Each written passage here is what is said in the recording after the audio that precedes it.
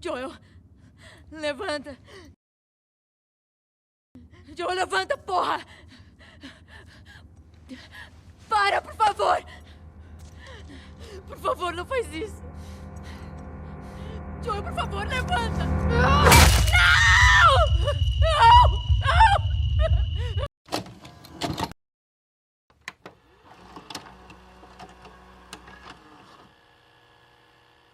Opa, meu jovem, quanto tempo, hein? A última vez que a gente se viu foi em maio. Depois de vários vídeos contando historinhas sobre a minha vida e a do Pedro, a gente finalmente pode começar a trabalhar em cima do verdadeiro intuito que seria o nosso canal, filosofia. Sim, Ludo, agora seremos uma releitura sua. Releitura, não plágio. Se você lembra do Fundamental, sabe que sua professora de artes te explicou que releitura e plágio são duas coisas diferentes. E eu queria ressaltar que tinha uma galera atacando pedras em mim no último vídeo por conta que eu chamei o nosso amigo Freud de Freud. Perdão, amigos, eu pequei. Enfim, depois de tudo, vamos falar sobre uns assuntos mais leves, coisa não muito pesada. Luto! Aceitação pós-frustração.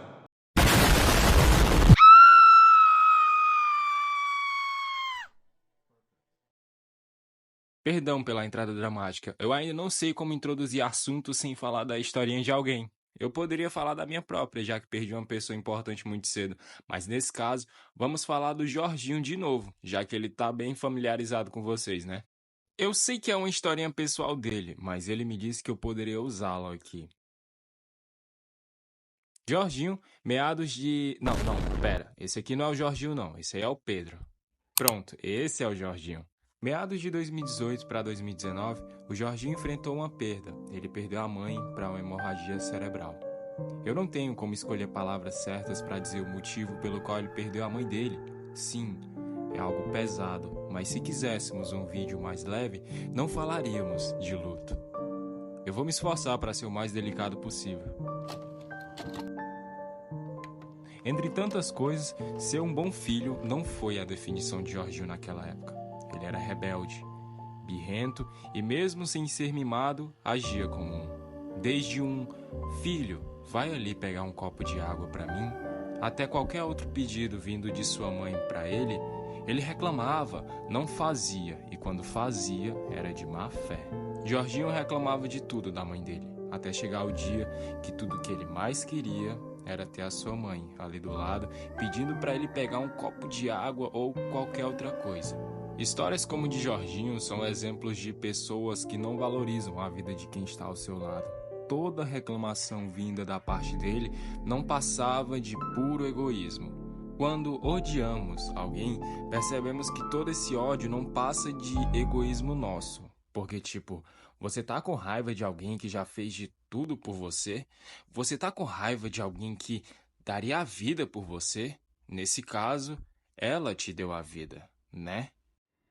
Essas perguntas foram feitas a mim pelo próprio Jorginho, pós-perda da mãe dele. Jorginho, quando a ficha caiu de tudo o que aconteceu, ele entrou em choque, começou a onda de remorso. Toda a culpa e todos os "e se" começaram a bater em sua porta atrás de simplesmente lembrá-lo por vários anos do que havia feito. Toda ganância, todo egoísmo, toda raiva sem motivo começaram a persegui-lo e fazer a mesma pergunta. Como vai lidar com a culpa de simplesmente poder ter aproveitado os últimos dias dela e simplesmente ter jogado fora, hein, Jorginho? Esse é um exemplo do luto e até agora a gente não começou com as ideias filosóficas, é tudo contemporâneo até agora. O luto se instala em situações onde a expectativa é quebrada pela realidade. Pelo menos eu interpretei assim, seja por um trabalho que você queria, uma escola que você queria estudar ou um quase algo de amizades ou relacionamentos, ou um plano de pintar a parede do seu quarto. O luto acontece quando você coloca uma expectativa imensa em cima de qualquer uma dessas coisas, e durante o processo, pode-se até mesmo, enquanto acontece ou nem chegar a acontecer, se simplesmente dar errado e você ficar mal com o resultado, ficar mal ao ponto de tirar seu apetite e seu sono, é sinal de que a partir de agora você precisa lidar com 5 coisinhas. E pode apostar, essas 5 coisinhas não são peixes pequenos. Mas antes de qualquer coisa, o que é o luto para alguém da filosofia? Freud, vendo? Eu não falei Freud dessa vez. Freud possui um texto de 1915 muito famoso chamado de Luto e Melancolia. Um dos textos mais interessantes de Freud que muitos filósofos usam para tentar explicar outras coisas fora do contexto psíquico, que por acaso é o que eu também estou tentando fazer. Isso seria resumidamente o luto. O luto, segundo Freud, é o momento que o princípio de realidade vence o nosso ego. Aquela parada que eu falei sobre a realidade superar as expectativas. Como assim? O luto pode ser a perda de alguém que a gente gosta muito, pode ter sido a perda de um ideal, pela perda de uma abstração. O luto é quando a gente para de associar o nosso desejo àquele objeto. A gente percebe que aquele objeto, aquilo se foi e aquilo não será mais fonte de desejo para nós. O processo de aceitação disso é o processo de luto. Quando perdemos algo, quando perdemos alguma coisa, precisamos entender que aquela coisa, aquele algo, não mais nos fornecerá desejo algum. Esse processo de aceitação é o que o Freud chama de luto. Luto, portanto, é uma vitória da realidade sobre o nosso ego, sobre nossas expectativas. Quando o luto termina, quando esse ciclo se encerra, nós podemos de novo viver. Nós podemos de novo, aceitando aquela perda e buscar outras coisas e buscar outros elementos. Isso seria o luto. Mas o que seria a melancolia?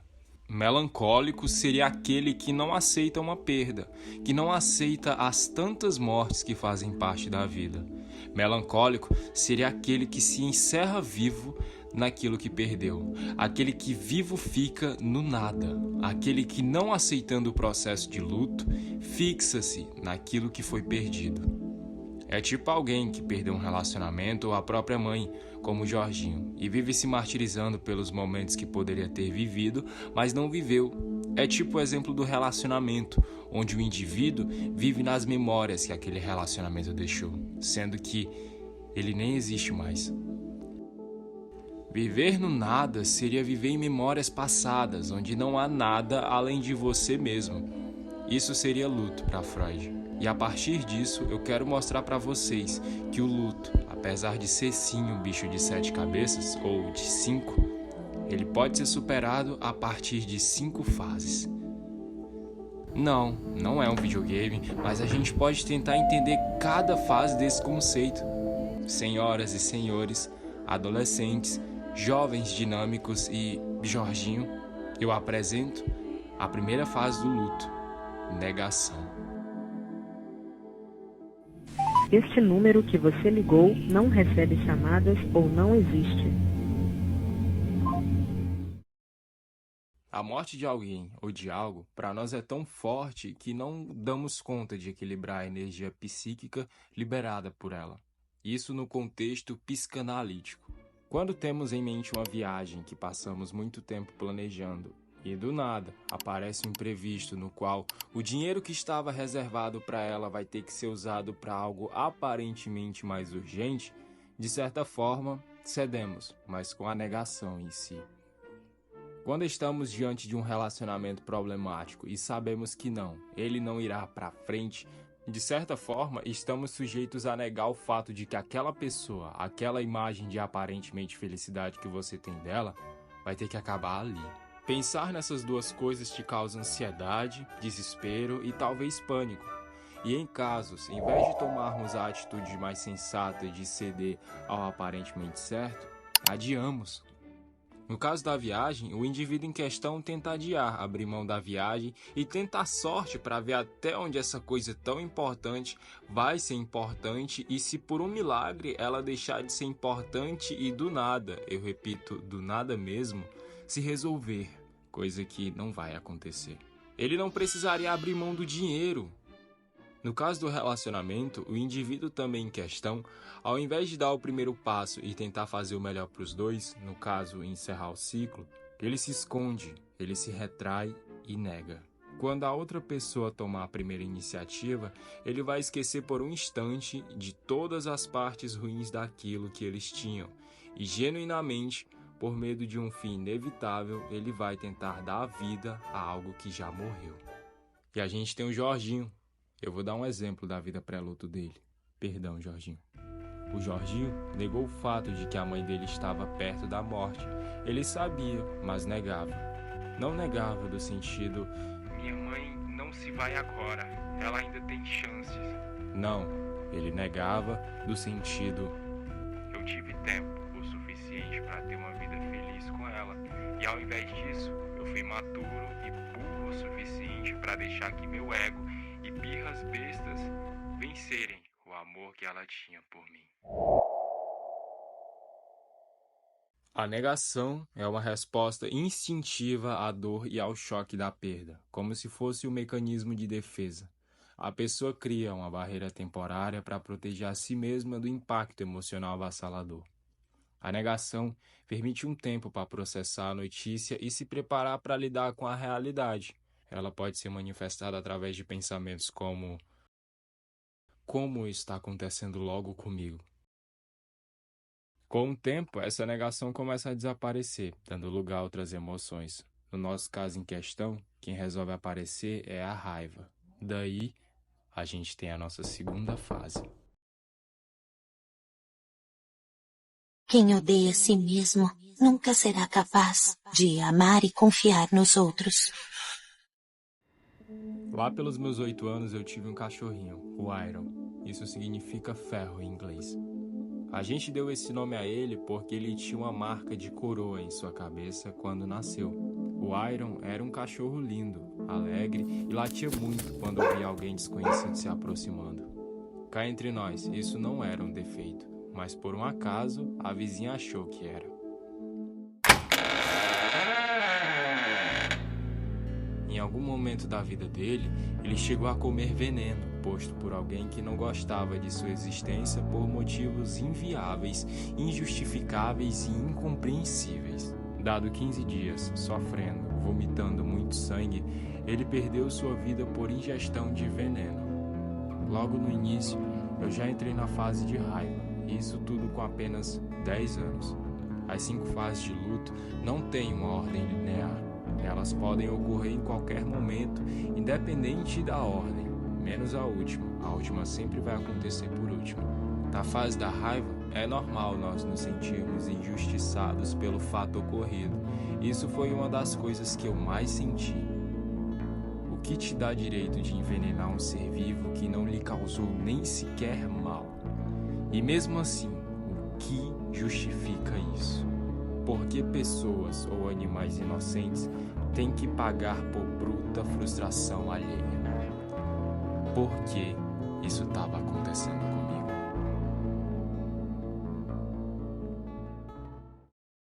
Na fase da raiva, é fundamental conversarmos sobre ela. O Jorginho, por exemplo, tinha raiva de si mesmo. Não é como se ele se odiasse, pelo menos não mais. A raiva que ele tinha, ao invés de ser passada por gritos, ou tapas ou arrogância, foi passada pela martirização própria. Ele se retraía, se isolava, não falava com ninguém, mal comia ou se cuidava decentemente. Por quê? Barganha, talvez.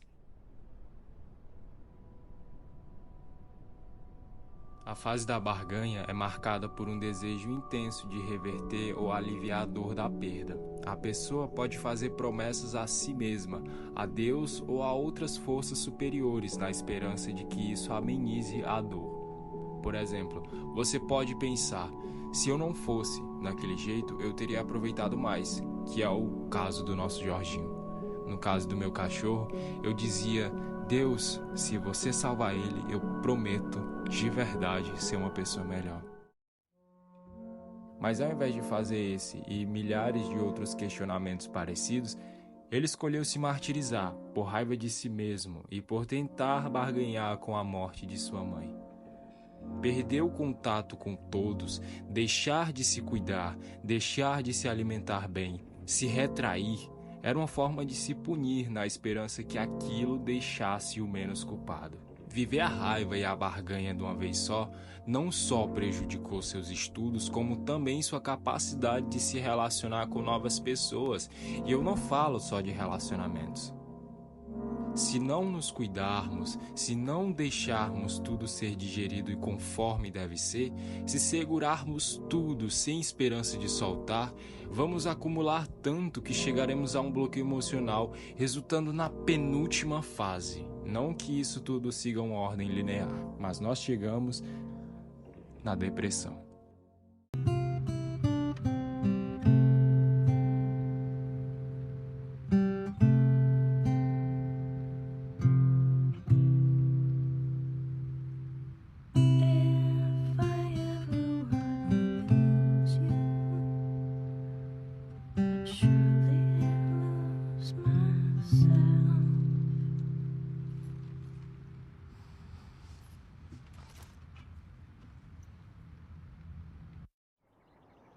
Em 2013, 29 de dezembro de 2013. É um dia que eu nunca vou esquecer. Data que eu recebi a notícia de que meu pai morreu. Eu era muito novo, 7 anos, então não fazia ideia e até hoje eu não sei como lidar com mortes. Meu pai foi enterrado dia 31 de dezembro, data comemorativa do Ano Novo. Ele foi enterrado pela manhã, nós chegamos em casa à tarde. Na minha família éramos eu, minha mãe e meus 2 irmãos. Chegando em casa após o enterro, ela abraçou nós 3, ligou a TV para eu e meus irmãos assistirmos e foi para o quarto. Eu fui atrás dela. Sentada na cama, de cabeça baixa e tentando não fazer barulho enquanto chorava, ela me fez uma pergunta. Você viu? Você viu o quão fundo era o túmulo dele? Com apenas 30 anos de idade, uma casa para sustentar e 3 filhos menores de 10 anos sem pai, ela olhava para o chão com um olhar rubro e sem cor, sem saber o que iria fazer dali para frente. Com 7 anos de idade, eu não tinha como deduzir ou sentir aquilo, mas sempre quando eu estou passando por uma fase ruim, ela me lembra que sobreviveu e nunca, em nenhum dia da vida dela, deixou seus 3 filhos passarem fome em casa enquanto sua cabeça só pensava em uma única coisa: desistir. Com a vontade imensa de ter tido o mesmo destino do meu pai, se viu em uma situação onde ela não podia parar, porque ela não podia deixar 3 crianças sozinha, um dia após o outro, mãos na cabeça, quase que todo o tempo sempre com a mesma pergunta: o que vai ser de amanhã, Deus? Ou sempre com o mesmo pedido: me dá forças, porque eu não aguento mais.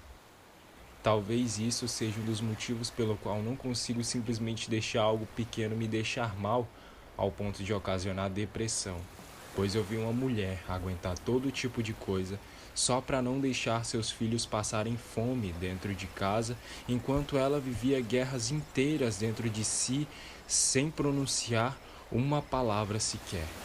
Não tenho como dar o Jorginho de exemplo dessa fase. Não estou fazendo pouco caso da experiência dele, mas eu presenciei uma maior.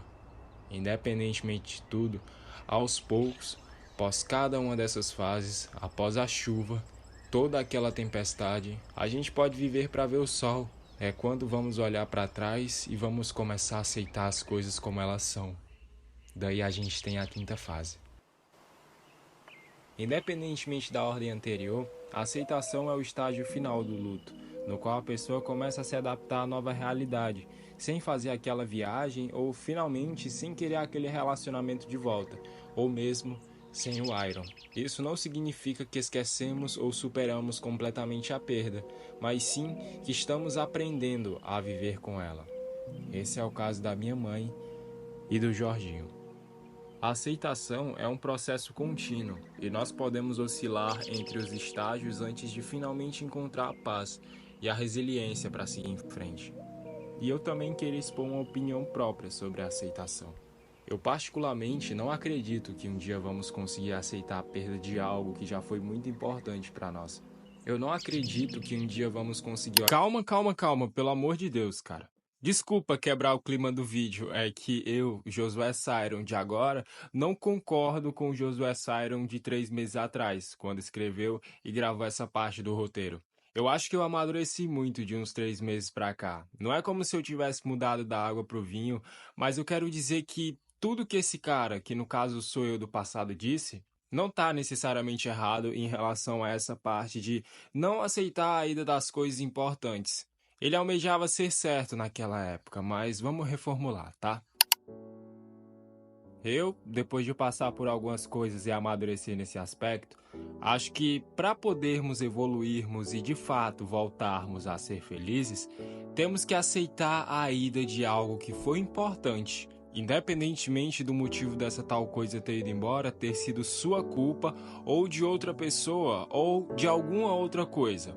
A gente sempre tem que estar disposto a aceitar a ida, porque a partir desse processo de aceitação da ida daquilo que se foi, podemos aprender tanto a lidar melhor caso aconteça uma outra vez, como aprender a encontrar a felicidade após aquilo que foi perdido, sendo sua culpa ou não.